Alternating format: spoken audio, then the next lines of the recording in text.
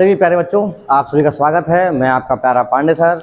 आज बच्चों हम लोग एपी के सेकंड लेक्चर के बारे में बात करेंगे। हम लोगों ने इससे पहले बात किया था nth टर्म से रिलेटेड क्वेश्चंस के बारे में। एपी के हमने बेसिक्स पढ़े थे। हम लोगों ने कॉमन डिफरेंस, टर्म्स और नंबर निकालने सीखे थे।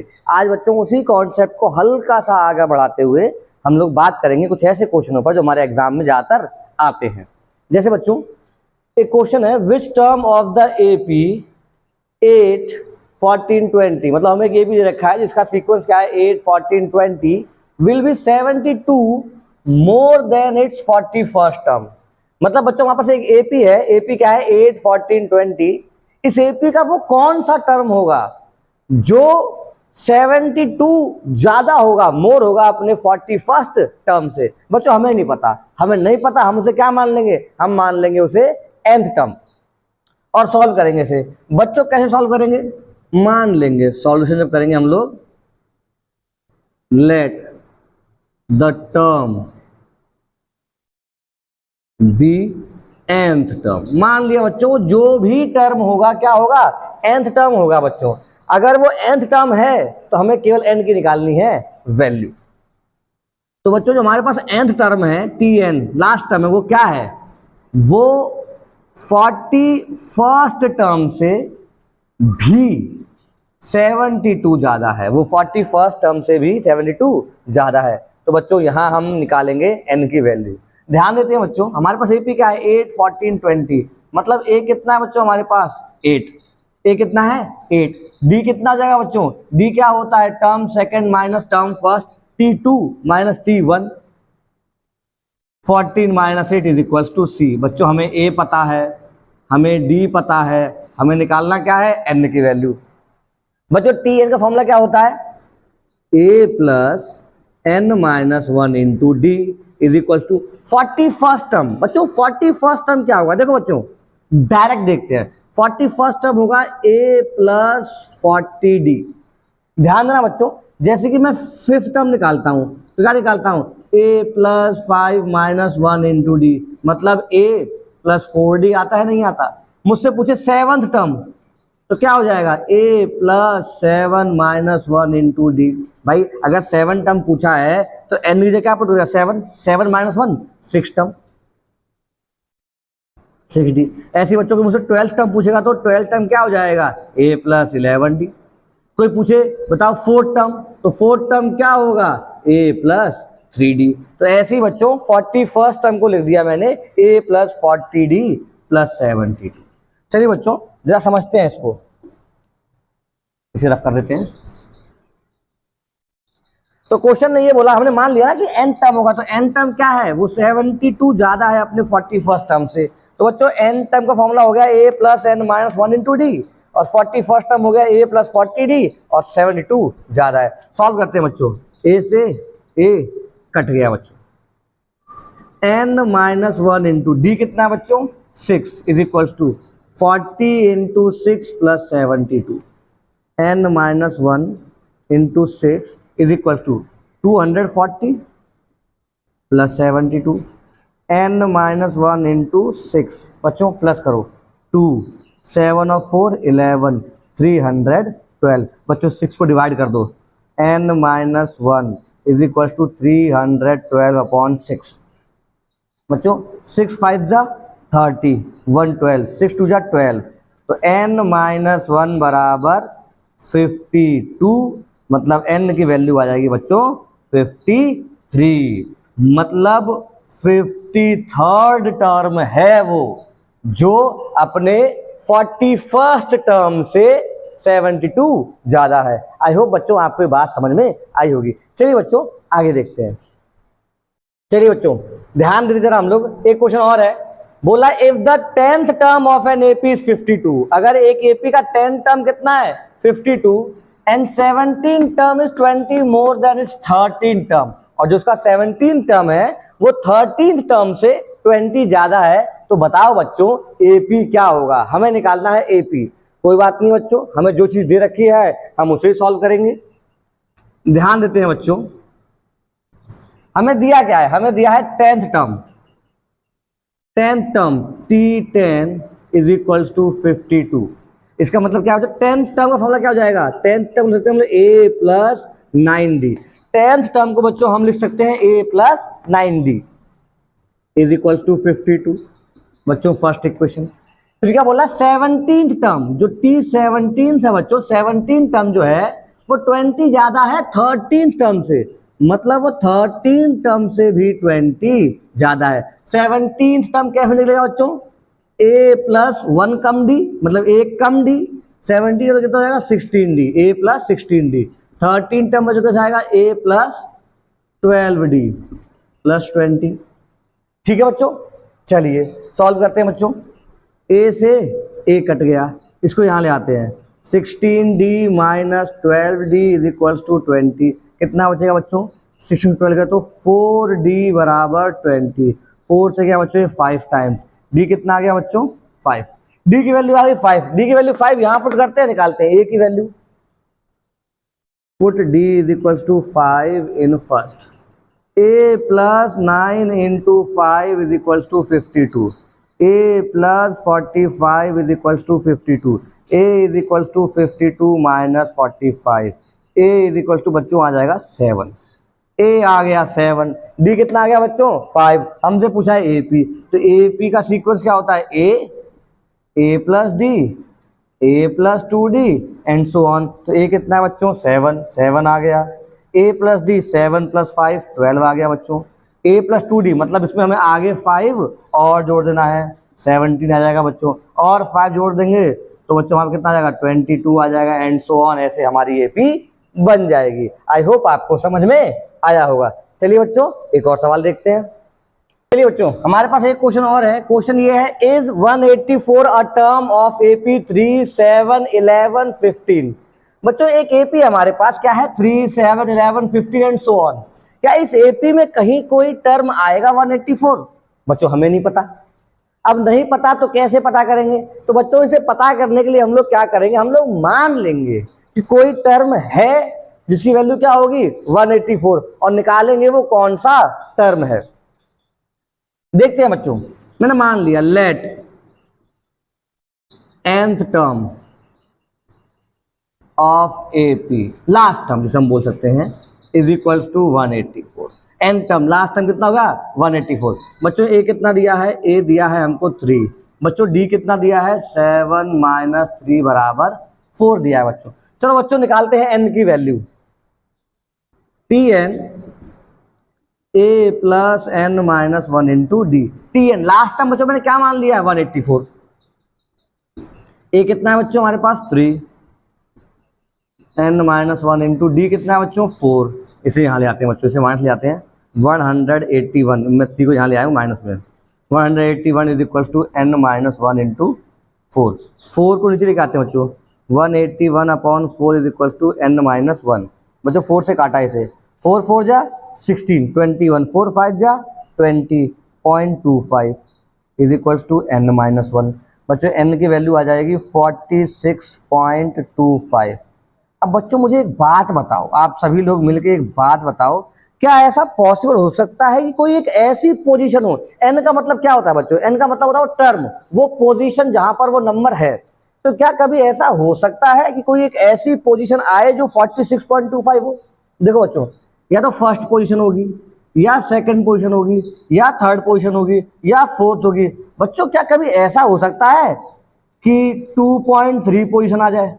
नहीं हो सकता भाई, 1 के बाद सेकंड आएगा, पॉइंट में नंबर नहीं आएगा। कहने का मतलब ये है बच्चों, n की वैल्यू ना तो फ्रैक्शन में आ सकती है ना तो डेसिमल में आ सकती है।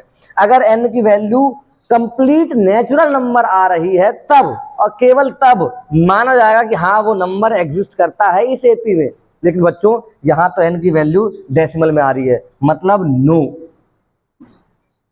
184 is not any term in AP. बच्चों इसकी वैल्यू अगर 46 आती तो यस आंसर होता, 47 आती तो भी यस आंसर होता, लेकिन 46.25 is no position where a number can come.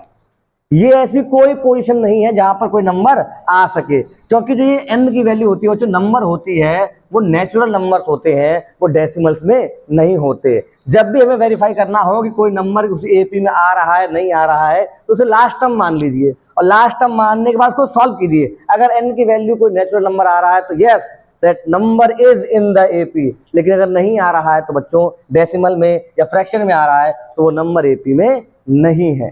I hope आपको बात समझ में आई होगी। चलिए एक और क्वेश्चन देखते हैं। एक और बेहतरीन क्वेश्चन जो है हमारे पास आया हुआ है, ऐसे क्वेश्चन बच्चों हमारे एग्जाम में आ चुके हैं। क्वेश्चन ये है, which term of the AP, हमें एक एपी दे रखी है, is it's first negative term. बच्चों वो कौन सा टर्म होगा इस एपी का जो पहला नेगेटिव टर्म बनेगा। जैसे ये एपी है 121, 117, 113 एंड सो कम होगा और कम होता रहेगा, ऐसे कम होते होते होते वो जीरो और जीरो से पीछे आएगा। तो बच्चों पहला टर्म किस नंबर पर होगा, कौन सा उसकी पोजीशन होगी, हमें वो फाइंड आउट करनी है। मतलब बच्चों में क्या फाइंड करना है, हमें फाइंड करना है n। तो मान लेंगे let n term be first negative term. मान लेंगे बच्चों जो nth टर्म होगा वो पहला नेगेटिव टर्म होगा। बच्चों अगर ऐसा होगा तो मेरा nth टर्म बच्चों जो भी होगा वो छोटा होगा जीरो से। मुझे नहीं पता ना वैल्यू क्या होगी, हमें नहीं पता कि क्या उसका आंसर आएगा, कौन सा टर्म होगा, लेकिन जो भी वैल्यू आएगी nth टर्म की बच्चों वो जीरो से छोटी होगी और जीरो से पहली छोटी वैल्यू वाला टर्म ही हमारा आंसर होगा। तो अब मान लेंगे हमारा जो भी टर्म होगा, जो भी उसकी वैल्यू होगी वो जीरो से छोटी होगी। बच्चों ध्यान देना बच्चों, देखो इसमें a कितना दिया है, a दिया है 121, d कितना हो जाएगा बच्चों 117 minus 121, d is equals to minus के 4 आ जाएगा बच्चों। d कितना आ जाएगा माइनस के 4। चलिए बच्चों सॉल्व करते हैं। tn कितना होता है बच्चों, formula a plus n minus 1 into D less than 0। 121 plus n minus 1 into minus के 4 लेस देन 0। बच्चों इसको यहाँ भेजते हैं। इनइक्वलिटी के साइन में भी नंबर्स वैसे ही आगे पीछे जाते हैं जैसे इक्वलिटी के साइन में जाते हैं।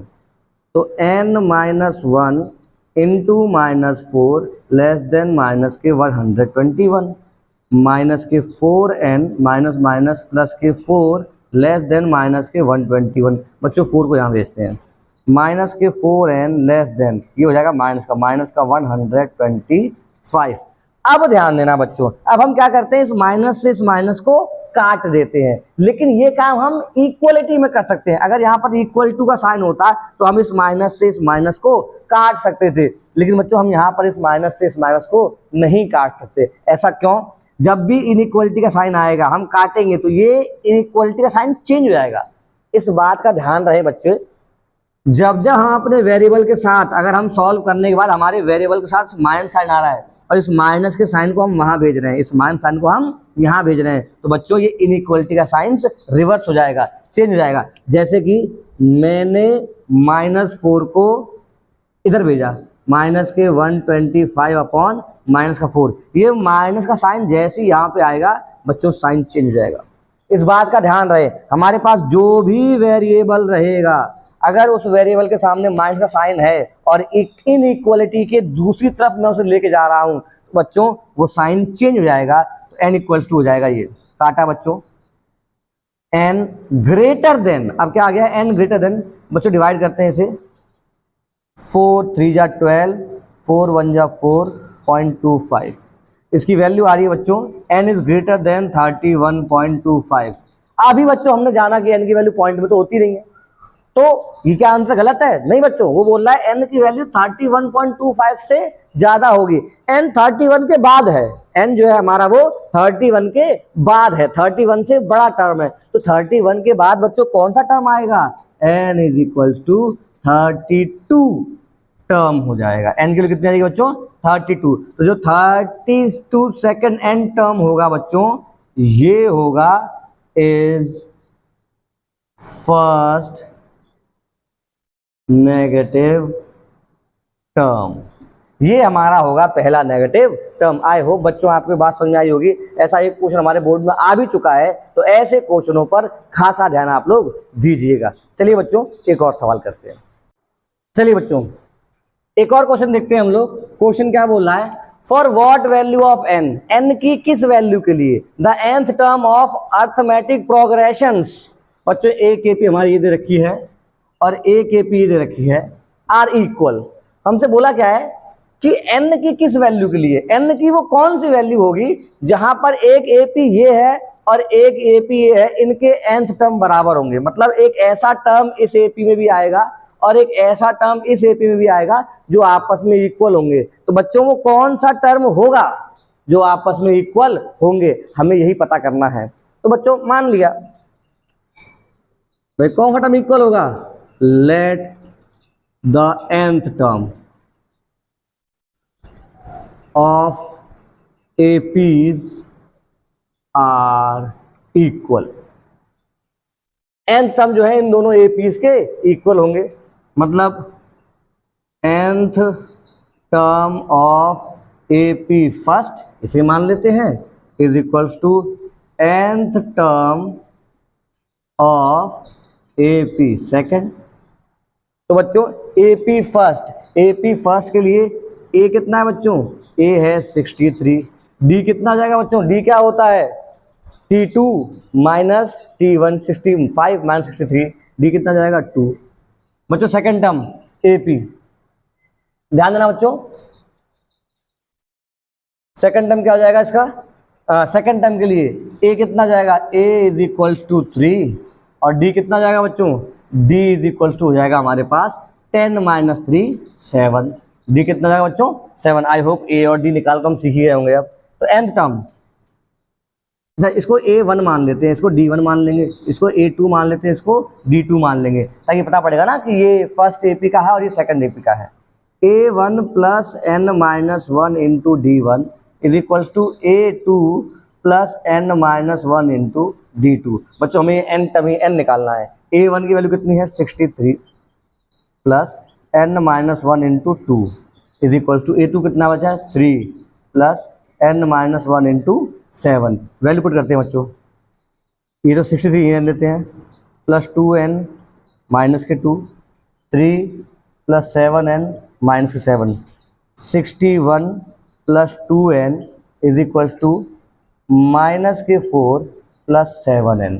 बच्चों इसको 2n को यहाँ ले आते हैं, इसको यहाँ ले आते हैं, 61 plus 4 is equals to 7n minus के 2n। सॉल्व करते हैं बच्चों इसे, 61 प्लस 4 65, 7 माइनस 2 5n। बच्चों n को यही रखा, 65 अपॉन 5 1 3। 13th टर्म बच्चों इन दोनों एपी का वो है जिसकी वैल्यू कैसी होगी, इक्वल होगी। हम चाहें तो इसका 13 टर्म और इसका 13 टर्म निकाल के वेरीफाई भी कर सकते हैं। बच्चों इसको वेरीफाई करें और कमेंट सेक्शन में बताएं मुझे क्या इनका 13 टर्म इक्वल आ रहा है या नहीं आ रहा है। बाकी बच्चों ऐसे क्वेश्चनों की आप प्रैक्टिस करते रहें। हम मिलते हैं आपसे नेक्स्ट वीडियो में, तब तक टाटा।